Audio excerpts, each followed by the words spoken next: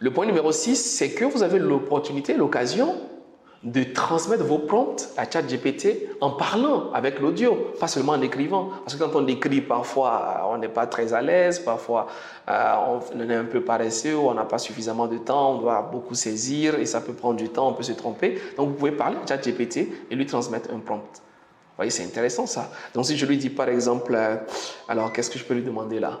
Je peux lui parler de Allez, voilà.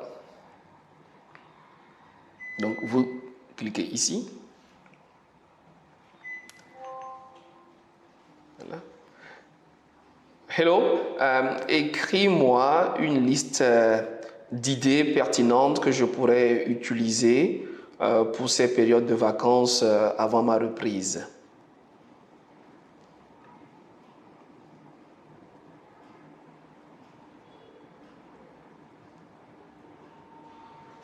Voilà. Vous voyez qu'il a traduit, et automatiquement, il lance et il va répondre. C'est tout. Vous voyez? Donc tout de suite, il a compris et il a commencé par répondre directement. Donc plutôt que d'écrire, parfois vous pouvez avoir besoin de lui transmettre beaucoup d'idées, d'informations, d'éléments de contexte. Donc plutôt que de saisir, vous pouvez tout simplement cliquer sur le micro qui est là et vous lui parlez, vous dictez donc votre prompt et là rapidement, il écrit. Donc je recommence et je lui dis par exemple, super,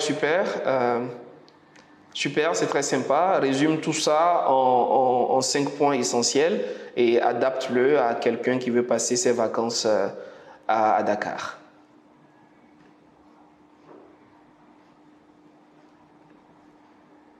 Voilà. Vous voyez?